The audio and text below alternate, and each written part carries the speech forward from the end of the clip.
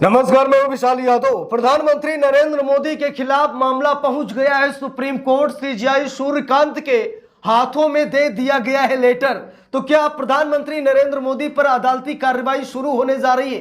क्या प्रधानमंत्री नरेंद्र मोदी की मुश्किलें बढ़ने वाली हैं? क्या सच में प्रधानमंत्री नरेंद्र मोदी लोकतंत्र की हत्या कर रहे हैं? क्या सच में प्रधानमंत्री नरेंद्र मोदी देश को अपना गुलाम बना रहे हैं? क्या सच में प्रधानमंत्री नरेंद्र मोदी प्रशासन के दम पर तानाशाही का राज स्थापित कर रहे हैं? क्या सच में प्रधानमंत्री नरेंद्र मोदी संवैधानिक संस्थाओं को अपना गुलाम बना रहे हैं? दोस्तों, कई मामले को लेकर के इंडिया गठबंधन ने 23 राजनीतिक दलों ने सीजेआई सूर्यकांत को चिट्ठी भेज दी है। और चिट्ठी भेजने के बाद ऐसा लग रहा है कि अब शायद सच में प्रधानमंत्री नरेंद्र मोदी की मुश्किलें बढ़ने जा रही हैं। दोस्तों, गौर फरमाइएगा, जनसत्ता अखबार में खबर भी छप गई है और लिखा भी है, खतरे में है देश का लोकतंत्र। देख लीजिए, अखबार की हेडलाइन है कि खतरे में है देश का लोकतंत्र, यानी कि मोदी के नेतृत्व में देश का लोकतंत्र खतरे में आ गया है। इंडिया गठबंधन ने चीफ जस्टिस सूर्यकांत को लिखा है पत्र।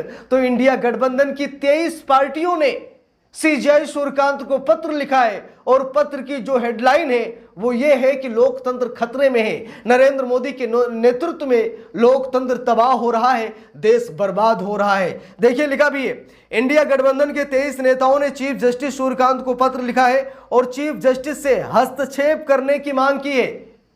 अब सबसे बड़ा सवाल यह है कि क्या अब प्रधानमंत्री नरेंद्र मोदी को अदालती कार्रवाई का सामना करना पड़ेगा? क्या सच में अब सीजेआई सूर्यकांत प्रधानमंत्री नरेंद्र मोदी के खिलाफ नोटिस जारी करेंगे?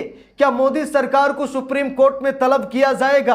क्या मोदी सरकार से सवाल जवाब किया जाएगा? दोस्तों, यहां पर देखिए, खबर में लिखा भी है, इंडिया गठबंधन ने शुक्रवार को सुप्रीम कोर्ट के चीफ जस्टिस सूर्यकांत को लिखे पत्र को सार्वजनिक किया है। इसमें चुनावी प्रक्रिया में हेरफेर के आरोप भी लगाए गए हैं। साथ ही चेतावनी भी दी गई है कि अगर न्यायपालिका ऐसी चिंताओं पर कोई प्रतिक्रिया नहीं देती है तो ये लोकतंत्र की पूरी तरह खत्म करने होने का संकेत है। तो यह भी कहा गया है कि साहब से धमकी है कि अगर सीजेआई सूर्यकांत कुछ नहीं करते हैं, अगर सीजेआई सूर्यकांत मोदी सरकार पर एक्शन नहीं लेते हैं, अगर देश की अदालतें मोदी के सामने सरेंडर हो रही हैं, तो इसका मतलब यह है कि लोकतंत्र की बर्बादी में नाम सिर्फ मोदी सरकार का नहीं बल्कि हमारे देश की अदालतों का भी है। यह धमकी इंडिया गठबंधन ने दी है कि अगर लोकतंत्र को बचाना चाहते हैं तो मोदी सरकार पर कार्रवाई कीजिए, नहीं तो लोकतंत्र की तबाही में नाम आपका भी शामिल होगा। देखिए, लिखा भी है खबर में, एक एक करके मैं आपको दिखाता हूं।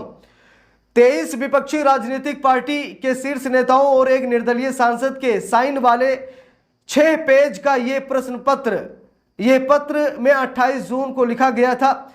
इसमें कहा गया है कि आमतौर पर चीफ जस्टिस को पत्र नहीं लिखते। पत्र में कहा गया है, हमारी लोकतंत्र व्यवस्था खतरे में है, इसलिए हमने ये आसान सा रास्ता चुना है, यानी कि कुछ असमानता का रास्ता चुना है, क्योंकि सीजेआई को शायद पत्र लिखने की अनुमति नहीं है। लेकिन उसके बाद भी यहां पर कहा गया कि लोकतंत्र की व्यवस्था खतरे में है, लोकतंत्र खतरे में है, इसीलिए हम इस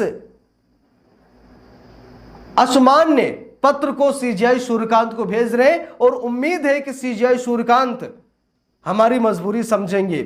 लोकतंत्र अराजकता में बदल रहा है। इंडिया गठबंधन ने यह भी कहा कि लोकतंत्र पूरी तरीके से अराजकता में बदल रहा है। देखिए, लिखा भी है, न्यायपालिका से इस मामले पर विचार करने का आग्रह करते हुए विपक्षी दलों ने कहा, जब हर संभव रास्ता बंद हो जाता है तब लोग कोर्ट पर भरोसा करते हैं। इसीलिए जब कोर्ट कोई प्रतिक्रिया नहीं करती है तो यह गणतंत्र के पूर्ण पतन का संकेत है। संस्थागत तंत्रों की फेल होने के कारण ही लोकतंत्र अराजकता में बदल रहा है। अब दोस्तों, यहां पर इंडिया गठबंधन ने बहुत बड़ी बात कही। इंडिया गठबंधन ने कहा कि जब संवैधानिक संस्थाएं अस्थिर हो रही हैं, जब संवैधानिक संस्थाओं की पावर नरेंद्र मोदी ने कंट्रोल कर ली है, जब नरेंद्र मोदी ही पूरा देश चला रहे हैं, तो इससे लोकतंत्र में अराजकता फैलने की एक हिसाब से कोशिश की जाती है और अराजकता में हमारा देश बदल रहा है। और दोस्तों, आज क्या नहीं हो रहा देश में, अलग लेवल की मनमानी चल रही है। ठीक है, नितिन गडकरी साहब पेट्रोल की जगह एथेनॉल डाल रहे गाड़ियों में बड़ी समस्या उत्पन्न हो रही है। लोगों की महंगी महंगी गाड़ियां बर्बाद हो रही हैं, वो प्रयोग कर रहे हैं। अपने बेटे को फायदा पहुंचाने के लिए नितिन गडकरी हम सभी लोगों की लंका लगा रहे हैं, लेकिन मोदी सरकार एक बार भी नितिन गडकरी को नहीं रोक रही है। तो दोस्तों ये सरकार देश को बर्बाद कर रही है, हम सभी लोगों को बर्बाद कर रही है। ये सरकार चाहती है कि सिर्फ आप लोग हमारी चरण वंदना करते रहिए, हमसे कोई सवाल जवाब मत कीजिए। और ये लोकतंत्र में तानाशाही का राज स्थापित करने की एक बहुत बड़ी कोशिश है। देखिए लिखा भी है आगे पत्र में क्या क्या लिखा गया है। लिखा है कि ये हम सभी की जिम्मेदारी है कि संस्थाओं में लोगों का भरोसा बना रहे और इसके लिए संस्थाओं को अपनी भूमिका निभानी होगी। हम न्यायपालिका पर सवाल नहीं उठा रहे हैं। असल में जब सभी सिस्टम फेल हो जाते हैं तो हम कोर्ट का सहारा लेते हैं, और जब ये भी काम नहीं आता तो सवाल उठने लगता है कि अब हम किस ओर जाएं।